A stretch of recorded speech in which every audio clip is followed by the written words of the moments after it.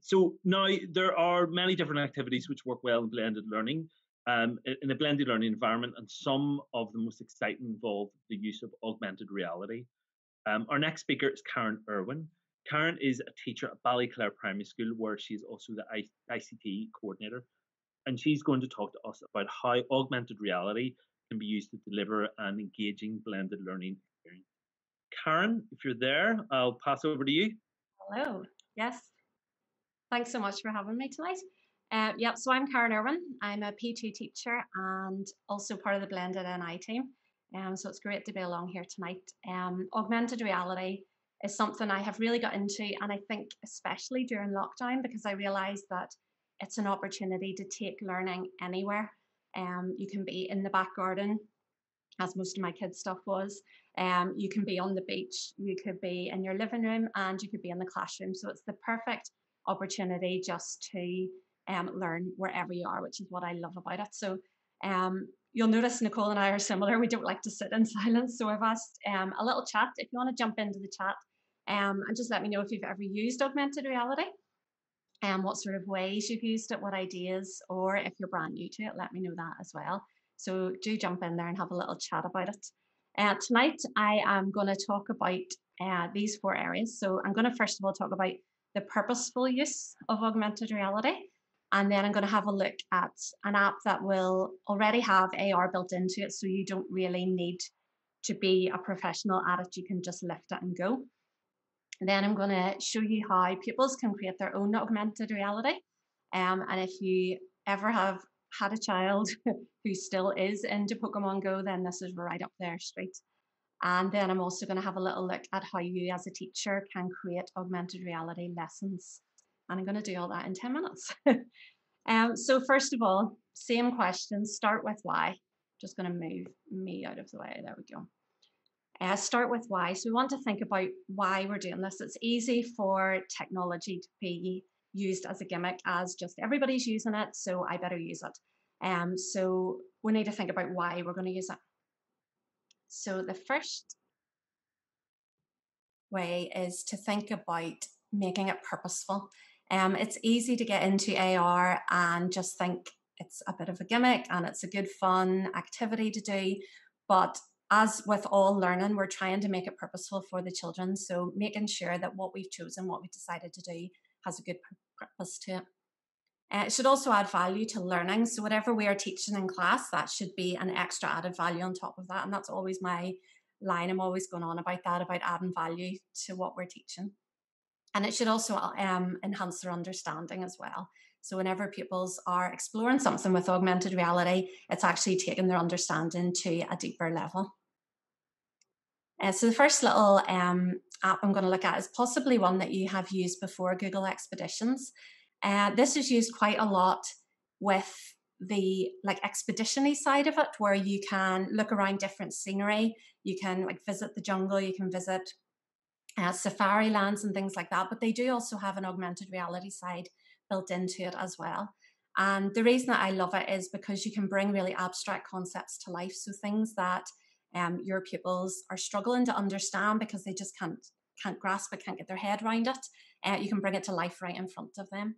At the minute, field trips are not looking likely for a while, so this gives you the chance to go on a field trip. I teach P2 and my class have already been on lots of field trips as part of their castles topic. So we've been to Edinburgh Castle, we've had a look around it, we've looked at some castles far, far away that we would never have had the chance to go to. All through using augmented reality and Google Expeditions. You can bring virtual items into your classroom, so things that you could never actually carry into the classroom can suddenly appear on the desk in front of them, and you can go to places that you normally wouldn't go to. So I'm going to play a little video. There's no sound with this, but hopefully it'll not be too jerky and you'll be able to see it. This is just a little video of the water cycle, and it just shows how augmented reality can be used. This is in my back garden, but you could use it anywhere in your living room, in your classroom. And it basically just takes the children through the stages of the water cycle. They can walk around it, they can look inside it. These little white bits will flick up for the teacher to get some more information to explain it. And then as you swipe across, you go to the next stage. With your finger, if you just pinch, then it'll shrink down. to fit on your screen. And again, you can just take a concept that children would find tricky to understand and bring it to life. You can also get up and walk over to it, so you can actually look in around the scene. So this is me getting up and going in and looking, so I can see that there's no rain on the top of the cloud, but I can go in underneath and see that the rain is falling, and I can walk around it and explore it. And then you can see how the water is collected at the end. And you can just see how that really helps the children to get a grasp of what is going on. And then at the end, it puts it all together for you, and you get the whole water cycle that you can just watch happening and investigate. There's loads, there's hundreds and hundreds of augmented reality experiences within Google Expeditions.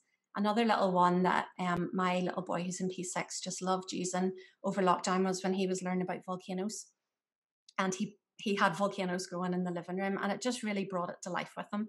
And I was showing him this earlier, and I was like, what bit of that did you like the best? And he's like, I loved going to Mount Fuji, because he was walking across Mount Fuji. He was zooming right in on bits of it. He was seeing the landscape around it. He was walking around, seeing the size of it. And it just really brought it to life rather than having to just read text off a screen. So he really enjoyed that. So that's a little way that you could explore augmented reality without needing any sort of technical ability. Just load Google Expeditions and you're ready to go. So our next step then is where the pupils can get involved in augmented reality, and it's a little app called AR Maker. It's a very powerful app. Some of the things that you can do with it, virtual storytelling, so you can see the 3 little pigs at the bottom, and that's a built-in scene already that you just drag the pieces in for. There's opportunities to explore lots of different numeracy concepts. You can use it to write stories, to give the children an idea for their story, or to help them explain what they've been learning. So I'll just let you watch a little bit, and hopefully it's smooth enough for you. So within AR Maker, you've already got all these assets built in for you. This road is standing up. You just give it a flick with your finger and it'll fall to the ground, so the pupils can really understand how to use it. And for this activity, I was just getting the children to build their own town, and then we were going to use our directions and our different sorts of in front of and behind positional words to explore the town. So the first thing they're going to do is build the town.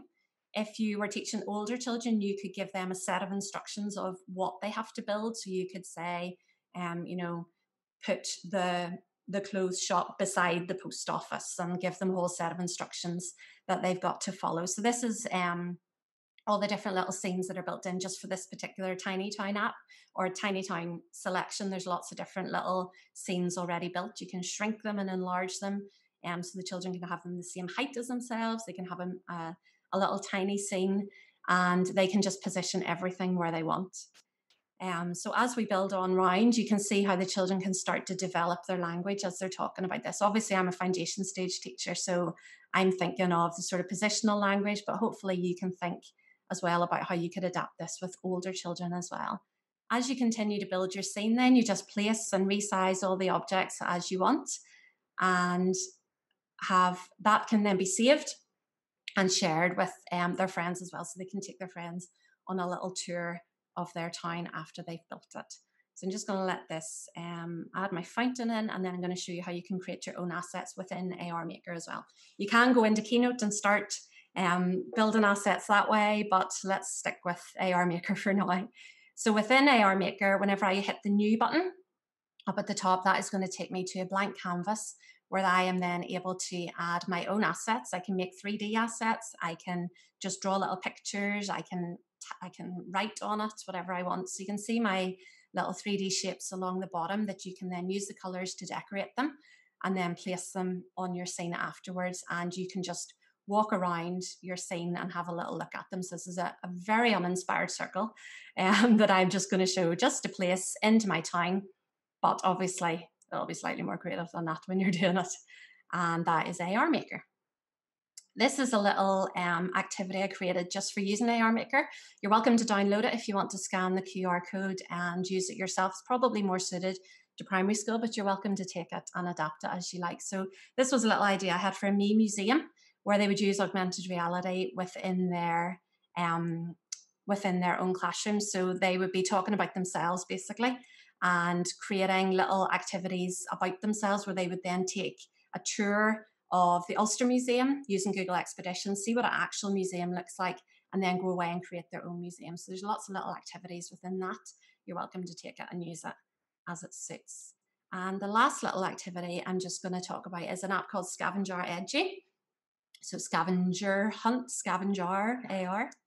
And Scavenger is a fantastic app. It was never created for education, but you know what us teachers are like whenever we see something and just know how we can adapt that for us. So they have now worked on the education version because of our excitement about it. So basically, this is an opportunity for you to create your own scavenger hunts. You can personalize your hunt, so you can have a meet the teacher hunt where the pupils are running around finding out information about you. You can explore hunts that have already been created. So again, you don't need to have the ability. You can just use the ones that are there. There's lots of different built-in programs already there. And the thing I love the most about it is it's physical learning. So it's outdoors, it's running around, it's jumping, it's getting excited about learning. And that for me was just the best bit of it. So I'm going to play this little clip and I'll just talk you through what's going on here. So whenever you go into Scavenger, you've got lots of hunts that are already built in that you can just go through and choose one. So I'm going to just take you through the spacewalk for now.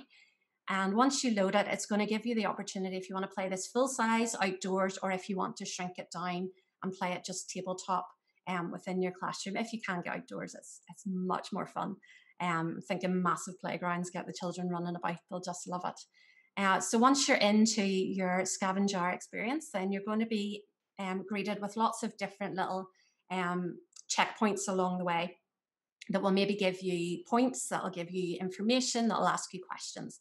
So you're going to walk around, and as you walk into these, you'll actually feel the iPad vibrate, and you'll hear little sound effects as you jump in to things, and you'll be able to collect things. If you come up against a wall, just take your finger and give that a little flick off to the side, and it'll move somewhere so you're not butting into the walls as you go along.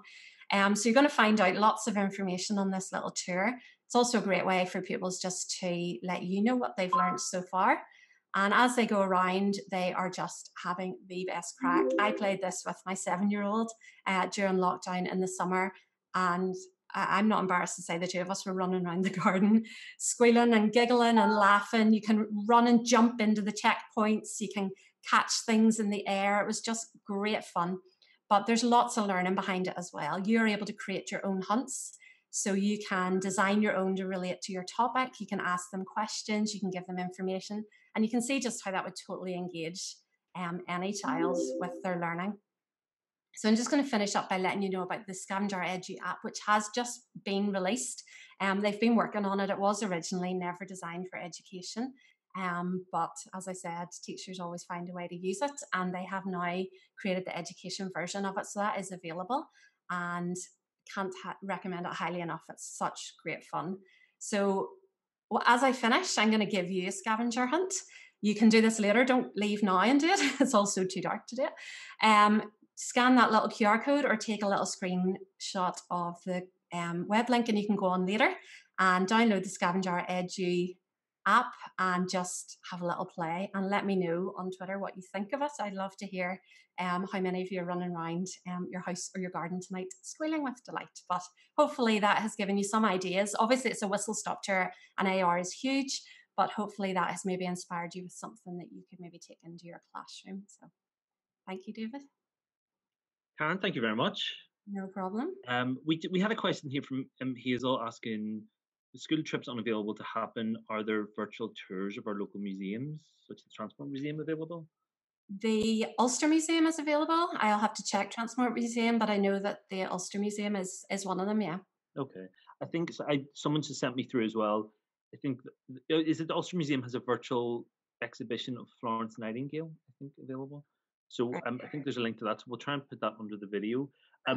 There's a lot of there's obviously a lot of steps and slides and information happening tonight. It's just a reminder that all these talks will be individually available on the BBC Northern Ireland YouTube account, so you can watch it back and scan your QR codes and find your links all there.